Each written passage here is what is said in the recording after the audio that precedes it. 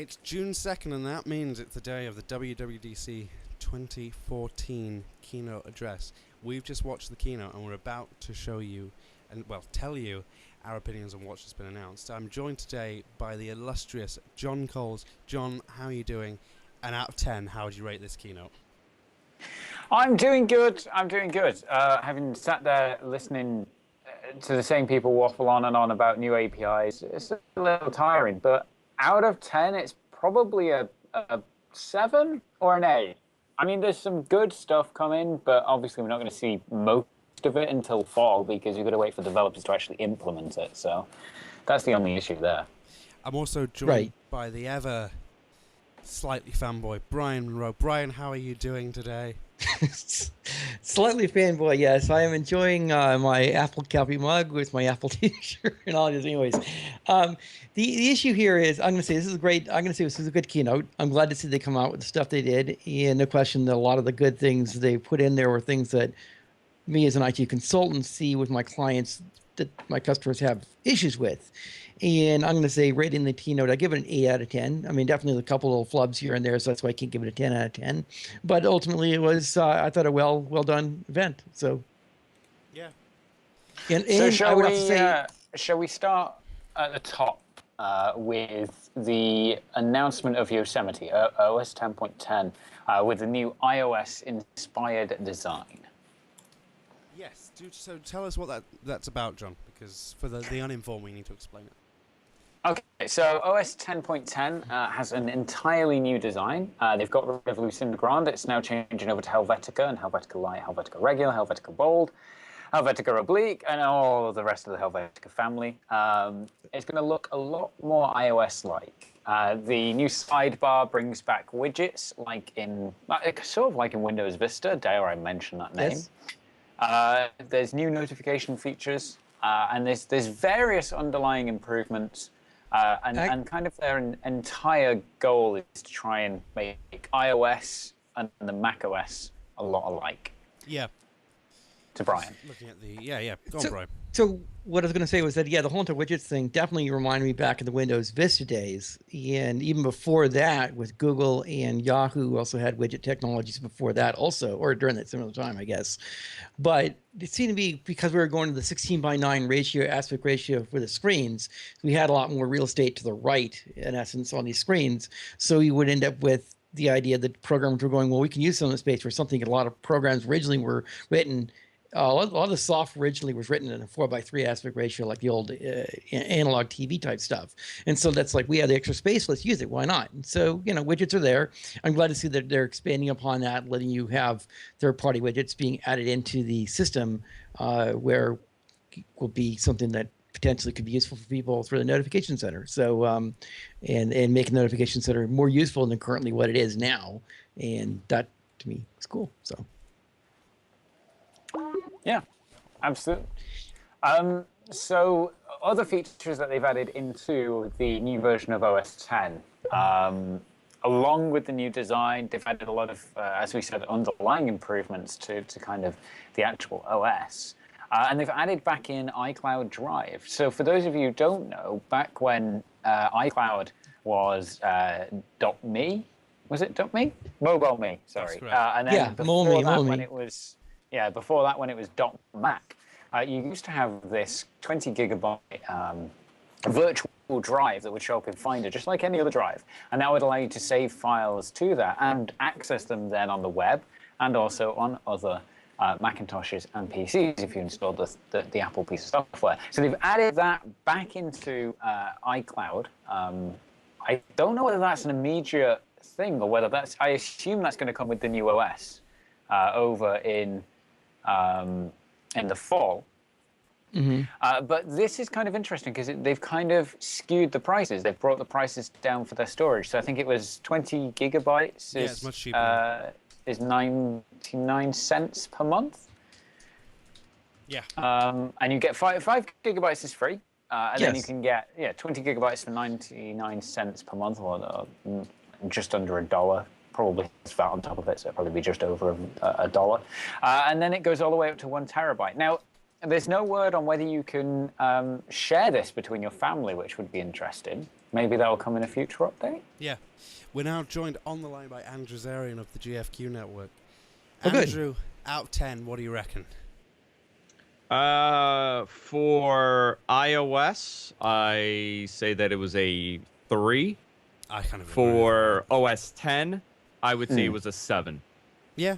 Interesting. I thought it was a much bigger announcement for OS 10 than it was for iOS 8. I'm not talking about the developer side. The developer side, there was some cool stuff, dropping Objective-C and making it run a little bit better. That obviously is a great thing. It's going to have huge impact on running on the hardware that you have. But as far as a consumer, as far as someone that's watching this, there was nothing really exciting about about iOS 8.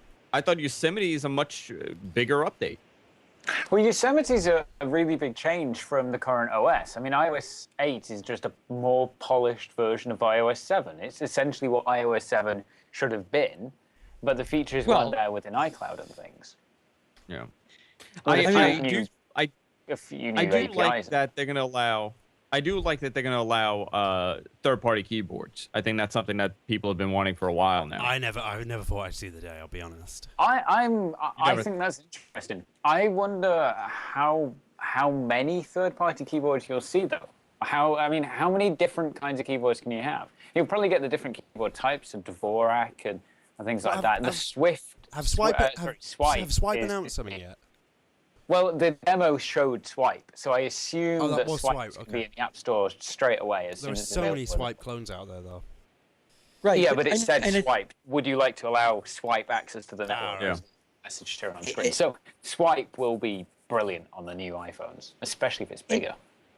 And that's one of my points that I was going to bring up about this, is that I felt the keyboard thing was something it's a security concern, because of course, like anything else, it's always possible that there's always a keylogger kind of concepts, right? And so Apple was being security first and functionality second, which is good, because I wouldn't want a situation where there's enough population of iOS users that got tricked into installing some third-party keyboard just to get emojis on there, and it turns out that actually it ends up causing the people to have a backdoor into their iOS devices that they didn't know about, which is a problem. So I'm glad they're actually doing it securely. So yeah, by the looks of it, they're doing it as sandboxed, which kind of sets the precedent for possibly being able to do split screen apps.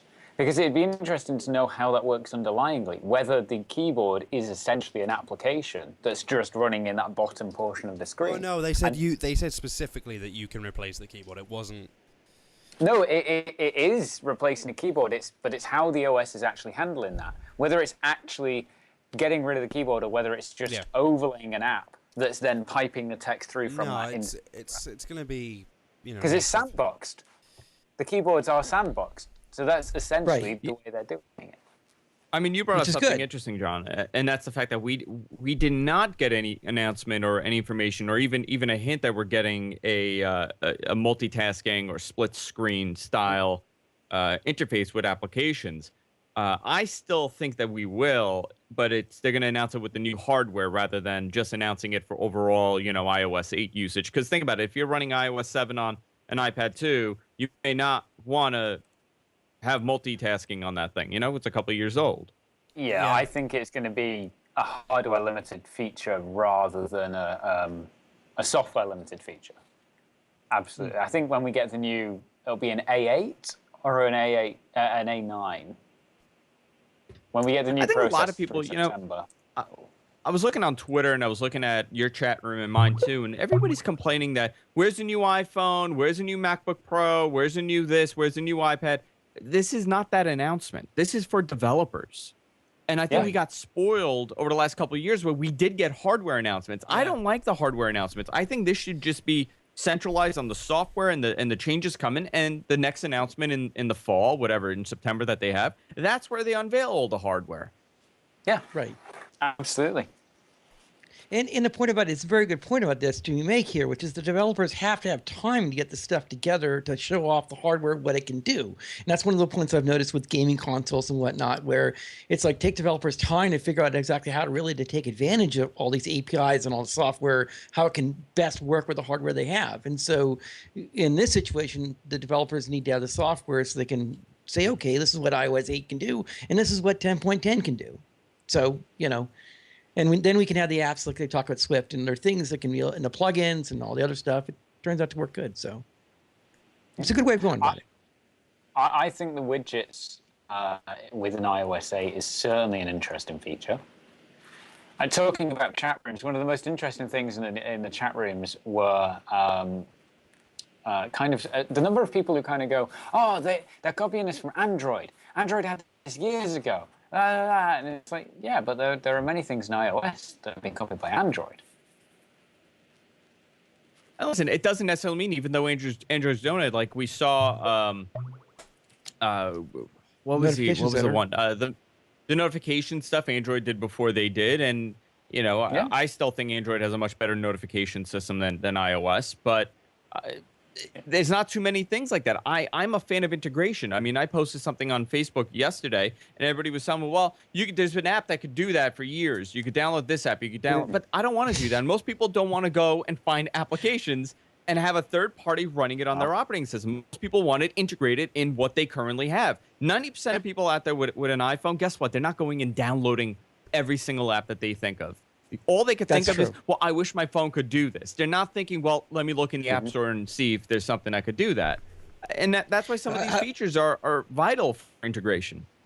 How were we? I remember we had discussions through Facebook on this, Andrew, actually. And my take on this is the only concern I have is just complexity is the issue. Is that just you get this thing where Microsoft Word becomes, as an example here, I'll take it, gets this crazy complex program. They becomes ribbons and toolbars and this and that, and it's hard to find things you're looking for because they're trying to basically take care of every use case within a single monolithic program, and that becomes a problem. And so design-wise, you have to basically balance both those out, I think, personally. So talking of integration, a lovely segue into what is continuity. And that you can now set... Am I getting this right? Brian is for segregation, and we're all for integration here? Yes. Okay. I'm for making sure you don't make the operating system too complex for the first time person to get into it. That's what I'm trying to say.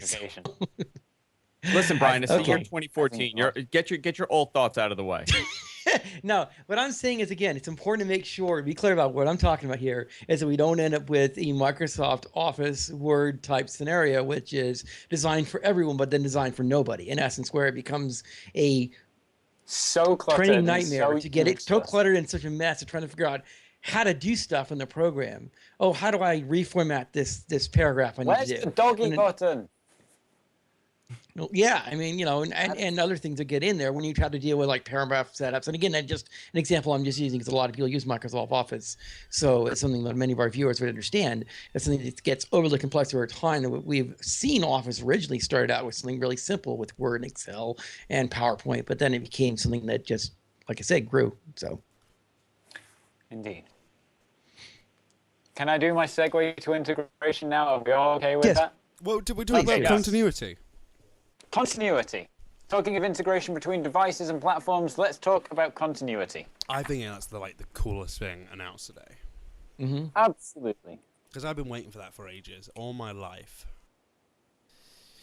I think they've done it completely right. I think they've implemented as much as they can. They've done text messages, they've done phone calls. If they'd done one and not the other, I think, well, they would have done text messages, not phone calls, but I think having them both is just going to be absolutely brilliant. Well, I thought they might just do caller ID on the phone, but I didn't think they'd actually take it. Yeah, just show a notification. Same thing, this guy's Joe. calling your iPhone. Sorry, Andrew? Yeah, same exact thing. When I saw that, I did not imagine that they would actually integrate phone calls in OS 10. Yeah. This is something that I've been talking about for years and I was actually surprised. I brought this up a couple of weeks ago in one of my podcasts where I was saying, one of the things that we have seen about the future of operating systems, right? I mean, if we go back 10 years ago, we go back to Windows Longhorn, there was this concept where you get your phone call and you could either pick it up on your phone or you could pick it up on a tablet or you could pick it up on your laptop. And that has not happened. I mean, we have Skype and we have FaceTime, but an actual phone call, we have never been able to do that. But now we're able to do that. And I think that's a phenomenal thing. Some people may not find it a big deal if they're always around their phone, but I never have my phone on me. I would love to be able to answer it anywhere.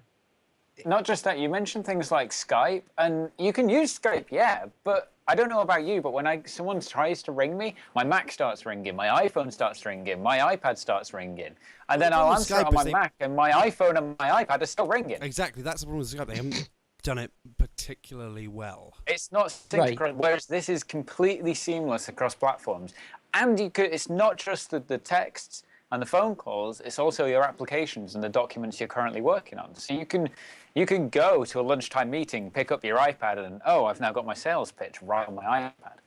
And I think that's really freaky. And I want to mention about text messaging is something that I've gotten recently with some of my clients and everything. It's something that people get confused about, which is the difference between iMessage and SMS becomes seamless now. It becomes the same thing. And that's great because, ultimately that's the kind of experience you want from Apple, is that sort of integrated solution where you don't have to think, is it a text message or not? And do I go to my iPhone to go and type or reply back to it because I can't do it on my computer? When I got this great keyboard sitting here, I'd like to use it, And so that to me really is going to be, I think that's, I don't know if it's a game changer, but it really is a big deal to circle the wagons, and doing the same thing again with the voice stuff really makes a lot of sense. It's a great way of bringing the more people to use FaceTime audio than traditionally would have. Which is great. It's going to be weird though to see some names in iMessage on the Mac.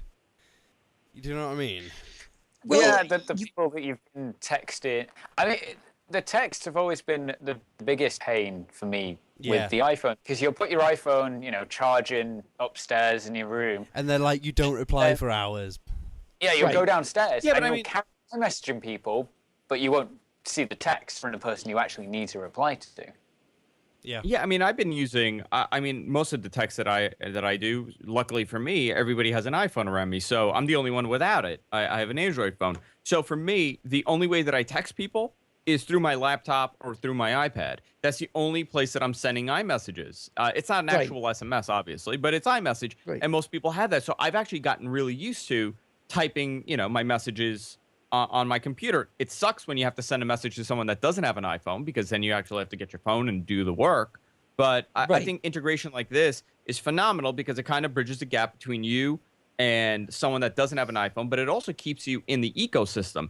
Think of how many people actually want to answer their phone. This is a small, tiny thing, but I think this is a huge selling point for the OS of the future. When you tell someone, hey, listen, you could pick up your phone on any device that you have that's iOS. You could just take a phone call. I think looking at where Apple is going and some of the conversations I've had with Joe and other people, this is not necessarily, it's a small feature, but it's a big part of the big picture in that Apple want you to be able to use whatever device you want. We've seen it for a long time where the Mac's getting more like the iPad and the iPad's getting more like the Mac, and it's trying to get even the same OS to a point running on both devices. And your Mac will never have, in the future we can't see it having a cellular card in there, but one day it might do. The iPad already does. You already have a 3G card in there. But do you really need it? Think about it though. Do we really need to have a 3G card or a 4G card, a cellular card in my iPad? No, you just use your iPhone now because it seamlessly links. Oh yeah, the tethering, the new tethering looks really cool. So the new tethering, you no longer need that. The new tethering looks like it's using something like WPS, where it's doing a magic handshake rather than the laborious typing your password out. But that's really cool. I mean, to be honest, John, to be honest, if you look at this is a great way for Apple to essentially kill off the radio in the iPad and push the battery life, right? Because it only has Wi-Fi now, so you're going to get much better battery life. And it also sells an iPhone, because if you have an iPhone, guess what? You have wireless tethering. You have a 4G appliance here. You don't need to have another. You don't need to get the chip in that device. I think that's a great selling point, to sell two devices instead of one. But does this mean carriers start to become more liberal with their tethering policies? Will it force them to be? I don't know. I mean, they have been in the States. They've been pretty liberal lately. I mean, essentially every phone that you get has a tethering option, and they're not really, punishing you if you do tethering. So, I mean, my phone has tethering. Every Verizon phone that I know of has tethering enabled right now. So they've gotten more liberal in that sense. But what does this mean for data caps? That's the next thing. Yeah, I think I think you're going to see Apple not necessarily make their own network, but push a lot of the network providers. They already push the network providers around, so they might as well push them a bit more to try and offer unlimited data or larger data caps. I was looking at my iPhone data usage this month. I think I've used something like 30 gigabytes in a month, like last month. And nuts. Yeah, but you hear that's with tethering, and you hear adverts on the radio and the TV, and it's like with a huge 1 gigabyte of data, and it's like, my messages alone was 1.4 gigs last month, and that's just for iMessage. So you're gonna need a bigger data cap. And I think I hope you'll see more carriers adopt things like 3 have done, where you've got a truly unlimited data cap, and then with tethering you have a data limit. But I would prefer unlimited on both, which is why I'm keeping my current contract, because I have unlimited on both. You know, I just got an email from someone, and they said, you know, what's interesting, we did not get any developer information for Apple TV. Yeah. No. That is interesting that we got no information as far as what they're opening up to developers, what the next version of the software will look like. I wonder if that's going to be left to the hardware announcement, but that is a little alarming that we have not gotten any kind of information for developers to develop applications for that platform. No, it's not an open platform at the moment, is it? Of course, they didn't really talk. The Beats deal, basically, of course, they already talked about that, I guess, with their announcement earlier, but they wasn't really. They had Dr. Dre, of course, on the thing, but yeah, there wasn't. So there's stuff they didn't cover. People were thinking they were going to cover. So yeah, I mean, I'm looking at what runs iOS 8, and I don't think the Apple TV would be on there, but it's certainly not on the list of devices that it's compatible with. I'm sure we'll see an announcement somewhere. At some point. I mean, we're gonna get new hardware, so yeah, we know. I mean, that's essentially what they're really waiting for. Yeah. Right. And this is the tricky thing that they have to deal with, is that they have new hardware coming out. They have to announce this new hardware, but they cannot announce the software features because it'll give away the big surprise for the hardware. Something like Apple TV and obviously the iWatch and obviously the next generation iPad. These are things that you have to wait to announce certain features because it's so reliant on the hardware. Yeah, I think this year's Apple TV, if we get a new one, I don't think it'll be the screen that everybody's waiting for. I think it'll be another box. I think next year we might see the panel. I think we might actually see an Apple TV panel next year. But John, I mean, I honestly think they would have to be insane to get into the TV market. It's a losing industry. You're not making any money from it, and the reality is people are not conditioned to go buy the latest and the greatest when it comes to television. You can't sell they buy TV. No, they aren't. But you've got to look at where Apple makes the majority of its money, which is in content. It's the same reason the Apple Fire HD is so cheap, is because Amazon knows you're going to end up buying content from them. Yeah, but the Fire HD stale really quickly. The Fire HD basically is a cash register for Amazon, in essence, just like their but it's also a box. I mean, but it's not a television set that's going to cost $3,000. No, like if Apple made a television, how much do you think it would be? I'm saying the Amazon tablets, not the same thing. But the Amazon tablets, they know they can slightly undercut Apple with it, because then you'll buy that and you're going to go and then buy content from this. It's the same for Google Android devices that are the official Google Nexus range. They're cheaper because they know you're going to buy. It's the same for printer ink. Printer ink's more expensive, so you sell the printer cheaper. People have to buy ink. You make money on the ink. I think a display from Apple, it's a niche market, but so is the Apple TV. The Apple TV already is in a niche market. But people don't like buying set-top boxes and connecting them, but possibly if it was built into a TV, people will go, oh yeah, I'll watch that movie on iTunes. Right. I mean, I think that the hardware's coming later. We keep on kind of like need to harp on that, because really the fact is that this is a software event, and Apple had some great stuff in there. I mean, I think the integration, back to the integration with the voice, the phone calls and the SMS messages, that was a huge deal. And then, going on to the other issues that came up with, of course, the the access to the fingerprint ID technology, that is something that's also a big deal also too. So, yeah. The feed There's no surprise, Apple, developer.apple.com is really slow at the moment. Yeah. Yeah, because everybody's trying to get iOS 8, right? Is it out? I'm currently downloading it. I'm totally not downloading it. Are you excited for the new Xcode, John? I'm excited for the new features of Xcode. Yeah. Learning a whole new language, learning a whole new layout, that's a bit more of a pain. But the layout isn't radically different. no, it's not overly different. It's kind of just a refresh. But they tend to move things, and it's like they keep the keyboard shortcuts the same, which is the main part. I think the new Xcode will be interesting. I think the new language is interesting. That might actually be something I end up going and learning. Yeah. Oh, definitely. I already want to. Yeah. Go on, Brian. I was going to say the Swift, yeah, exactly. The new programming language should end up being really interesting. Also, depending how that's you can talk about developer community and how easy or hard it is for people to learn it. And so we'll see how that goes, of course. The other one that come up, of course, the health kit stuff they talked about during the event. And Yeah, so that was kind of half-assed, to be honest. What? They kind of half-assed that announcement. I thought they would have more information as to, I thought it'd be a bigger deal, to be honest. And they just made it into this, look at our SDK, look at our API. This is part of it. This is what you guys could develop for next. Okay. And what do you think about the home?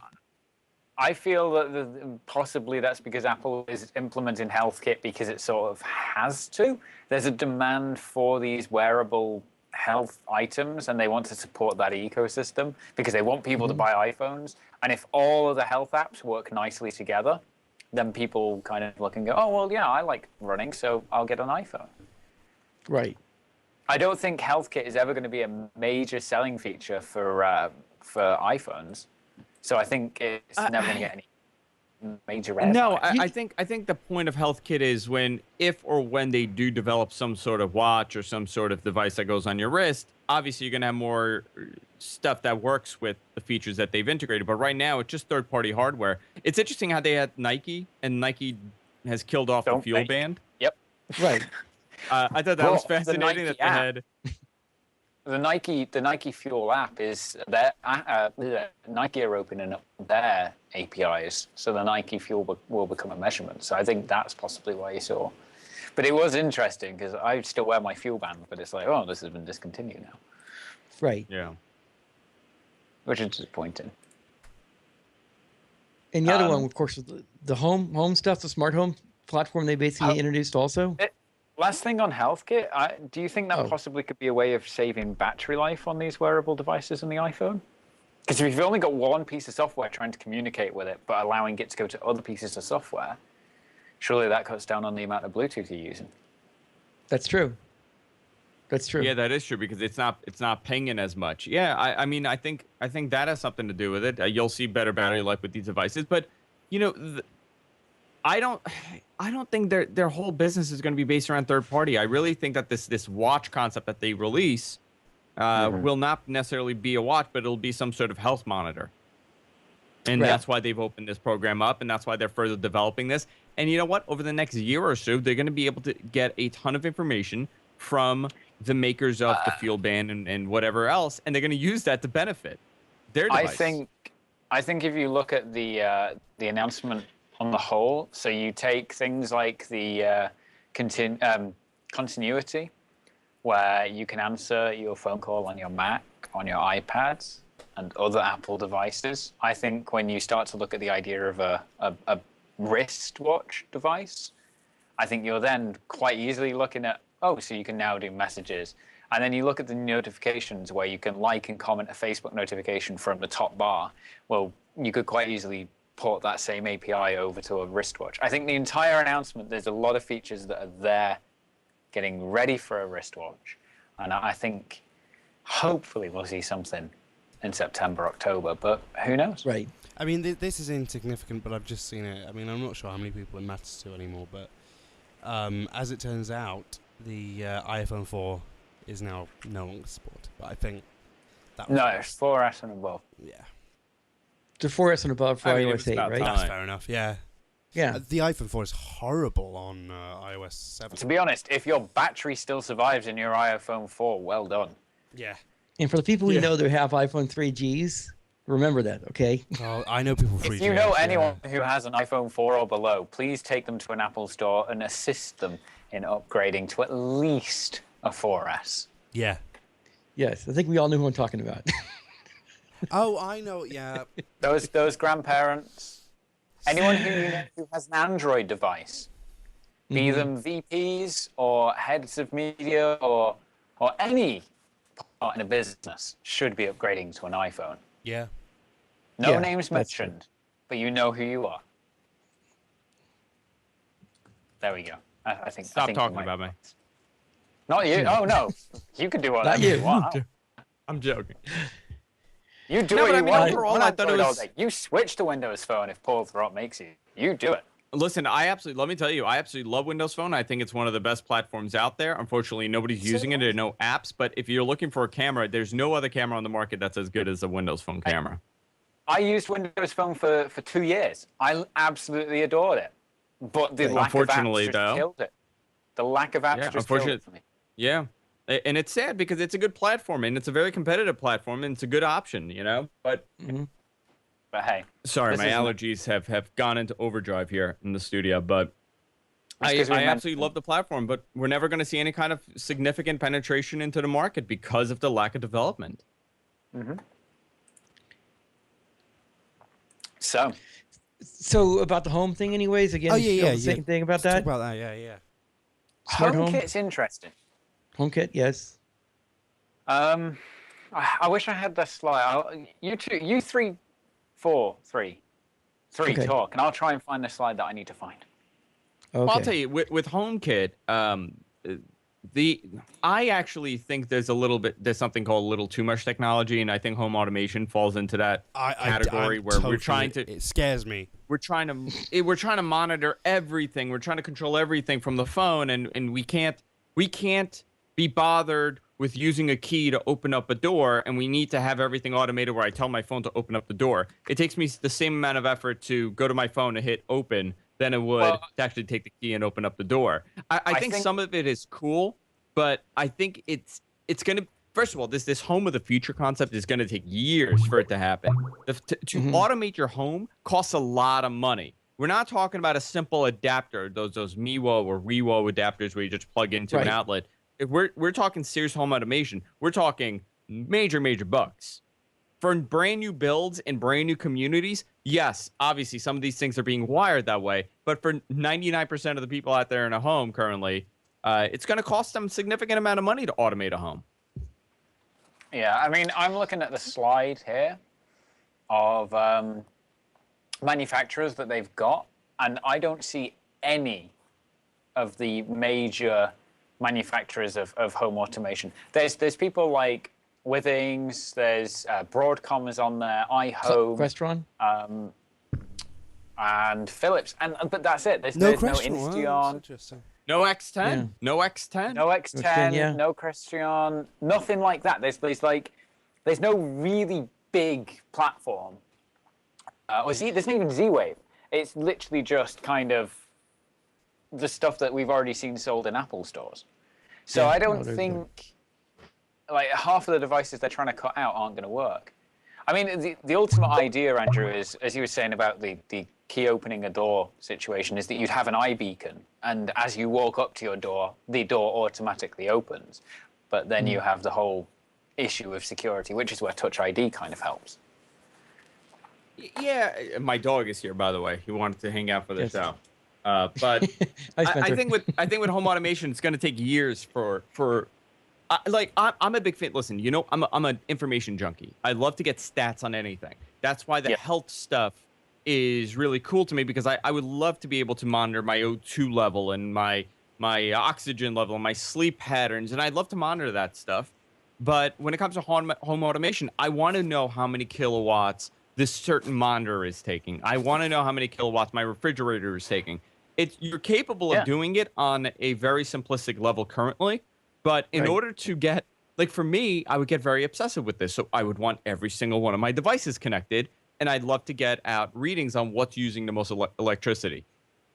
Even doing one room at a time is difficult. So in order to get accurate readings, you need to wire everything. And that's where it gets a little crazy. And I think we're years away from having a inexpensive way of monitoring this stuff. But we need to start somewhere, right? And we need to standardize something. And Apple's very good at standardizing stuff. They're very good at collecting data. And a lot of people use it. So, they could kind of standardize some sort of feature. Yeah, I think this is a push towards a standard more than anything, hopefully. Right, and the people I've been reading recently have been kind of like waffling on and on about the general Internet of Things, right? And that's sort of what we're kind of getting into here when we talk about home automation, is all these various different disparate devices, even the health stuff, also similar anyways, would be these devices having a standard they can talk to, interchange data with, and having like a platform. And I think really Apple, you think about today, announced for both those things, the ability for those things to actually happen at a framework level. That doesn't necessarily mean that they're going to actually have these vendors are going to take these things up and really run with them like we maybe like to see them do it, but at especially inexpensive prices. But we'll see where it goes. So I think it's not necessarily going to be like an adapter where you plug into the wall, but hardware is going to be made to send information to Apple, like Philips, for example. Those Philips LED bulbs. Over time, rather than wiring your fixture, your lighting fixture, the lights are going to they're going to have some sort of chip that's going to send the information to Apple or whatever, and that's how you're going to monitor this stuff. Your refrigerator is going to be iOS compatible, where it's sending some sort of Bluetooth signal to your phone. That's where the future is, and it's. Go ahead.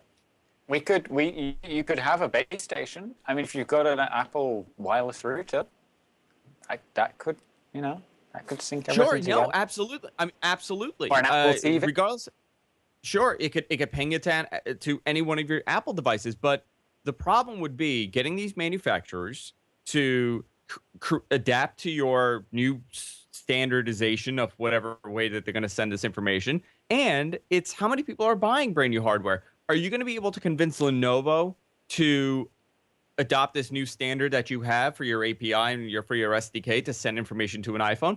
Might be difficult. Are you going to get Dell to put it inside of every one of their monitors? How about Samsung? Is Samsung going to start putting this feature inside of their monitors where it's pinging this information? That's when it gets a little tricky. Right. Mm-hmm.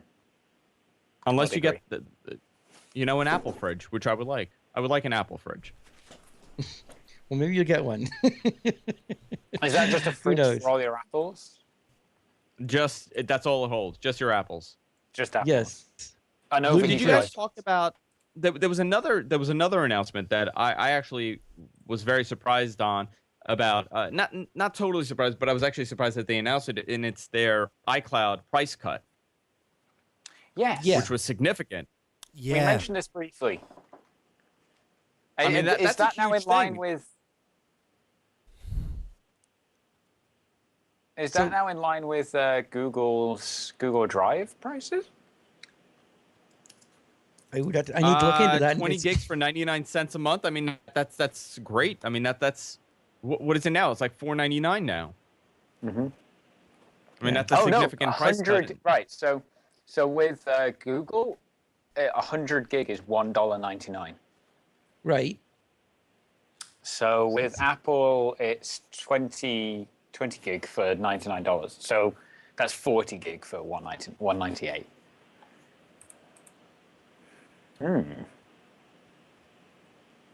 Much yeah, I mean, someone pointed me out on Twitter that they standardized music with iTunes. Right. They did. They forced AAC when they just said, no, everyone has to be iTunes Plus now. I think it's about getting that critical mass where they can then swing that way and go, right, now you all have to support this. This is the home automation standard. They've done it with Mini DisplayPort as well. Right. Not really. Well, how many graphics cards are available now with Mini DisplayPort? That's true. Yeah, I'll give you that. Even on PC. What's funny is that when Dell was doing mini display, nobody cared. When Apple started doing mini display, everybody loved it. Yeah. Right.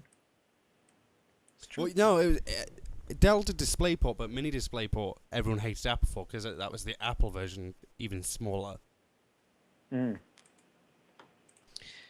So I think the storage thing is interesting. You're talking about that with it's going to be really going to be a great thing because I know there's quite a few people out there looking for an upgraded option for where they can store their photos and other items online and it'd be available on all their devices. The thing that I thought was also very interesting too, telling in this keynote, was they were showing off the Photos app, I believe, right? Which on iOS 10, Yeah, right? Which was something was not even shipping. It was like, it was kind of vaporware anyways. And it was like, okay, you're doing this now. You're talking maybe next year, next year being available. I think the planned release is like next February-ish. Right, but it's interesting that they showed it off now versus waiting for, and I hate to say this, for next year's WWDC or something like that to release it or have it like be a mini release during the middle of next year or something, you know. So, but I think they really wanted to circle the wagons, showing the round trip between the Mac and the mobile and back from iOS to OS 10 and back. That's what they're trying to do. So. It was interesting. The other announcement that I was actually surprised about was the Photos application. iPhotos has been forgotten since 2011, and I guess this is its next version, and it looked really impressive. I mean, it was an updated UI, and it was actually really good. Right, and it's may end up being the rewrite to iPhoto what everyone's been looking for. Well, yeah, I mean, iPhoto is included on the Mac now anyway, so it's an easy replacement. The only thing is that iPhoto has a lot of management features like, you know, library features that this. I don't think we'll see an update to iPhoto after next year. Yeah, once the highlight Photos suite is is released, finished. That's it. That's true. Unfortunately, I'm not a fan of iPhoto. It's quite clunky. Guys, I have to run. Unfortunately, that's okay. I think probably done. I have to go. I mean, yeah, we're about done. Yes. Oh, you guys are almost done. Okay. Where can we find you, Andrew? Yes. Hey, if you want to follow me, you can follow me on Twitter at Andrew Zarian, or you could watch any number of our shows at gfknetwork.com. We're on Twitter, we're on Facebook, wherever your podcasts are available. But generally, follow me on Twitter at Andrew Zarian. Well, fantastic to have you, and we'll do it again next year. Well, we'll do it again in fall, right? Yeah, in later fall. this year. Yeah. I'll see you guys in September. See you then, Andrew. Okay. Have a good summer. Bye-bye. See you. See you, Andrew. Bye. And with that, I think we're done here. Yeah, I Indeed think we're we pretty are. good here. Do you want to wrap it up, John? Sure. Go on then. I'll let you. I will be the sacrificial lamb. Thank you for watching our continued coverage of Apple's WWDC 2014. Thank you if you have stayed, if you're one of the 2,000 people who have stayed viewing from the beginning right through to the end. We will be back with the next Apple event. And maybe with a few events before then. If you want to keep up to date with live tech keynotes, then you can, of course, follow the Ustream channel here. There's just a follow button. I believe it's above us on YouTube, on Ustream. Or you can go ahead and subscribe to us over on YouTube at youtube.com/live tech keynotes. And you can, of course, follow myself on Twitter. I'm at John Coles. That's twitter.com/John Coles. I'll be at JodaMax. And as for you, Brian, you'll be posting pictures of your food on Instagram every day. Yeah, not every day, but some days, most days. At Brian M. Monroe, but I also try to post other fun stuff up there too. But yeah, keep an eye also at LTK TV Twitter, and also check us up on Facebook and also on Google Plus. I know we're there. We're all over the place, even including on YouTube also. So nobody uses Google Plus. No, well, Android wasteland. Well, Google even invite me to their events on Twitter, right? They don't even use Google Plus. Well, I just wanted to bring that up because, again, you know, the live tech keynotes or LTK TV stuff is available out there, so you can pick our content up and also what we're doing, not only on our personal feeds, but also on the main one, LTK, so TV. So that should do it, I think, anyways, right, Joe? We will see you next time for another edition of LTK TV. Keep it buzzing. Bye. Bye.